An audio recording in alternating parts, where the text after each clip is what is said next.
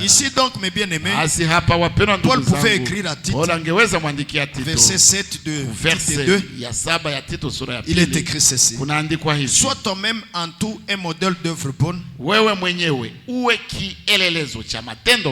que ton enseignement soit saint et qu'il inspire le respect, que ta prédication soit saine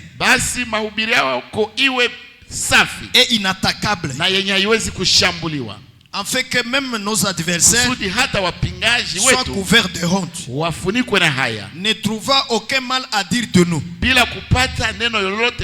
C'est ce que doit être un prédicateur. Et nous avons besoin que Dieu envoie sur nous le Saint-Esprit et à nous. Oui, mes frères, en fait que ceci soit possible, pour que nos prédicateurs parlent par l'Esprit. Or c'est l'Esprit de vérité qui ne dit que la vérité. Et la vérité, c'est la parole telle qu'elle est écrite. Ainsi donc, chaque déclaration que le prédicateur donne doit avoir des traces dans les Saintes Écritures, de sorte que l'adversaire, ou alors, bien aimé frère, les disputeurs, les discuteurs, on puisse avoir l'Écriture à lui montrer, prouvant ce que nous avons dit. Absolument. Et alors, la bouche lui sera fermée, n'ayant pas à dire de nous. S'il est seulement de bonne foi, il comprendra que Dieu nous a donné sa vérité par grâce. Par grâce. Alléluia.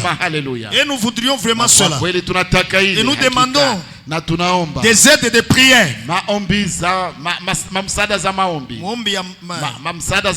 Oui, oui. Et nous demandons vraiment des aides et des prières à chaque frère, à chaque soeur, nuit et jour, autant que Dieu peut vous faire grâce, en fait de prier pour nous.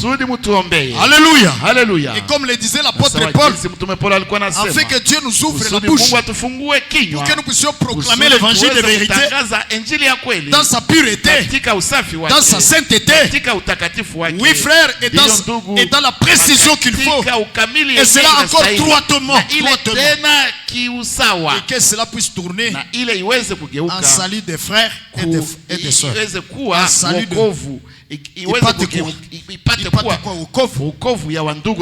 Amen, amen, amen. Alléluia. N'est-ce pas que Paul a dit à Timothée que veille sur toi-même et sur ton enseignement, en fait que en faisant cela tu puisses te sauver et sauver ceux qui t'écoutent. Amen, amen, amen. Que notre Seigneur donc soutienne ses serviteurs et bénisse ses serviteurs qui servent du haut de la chair pour apporter sa parole, la parole de Dieu.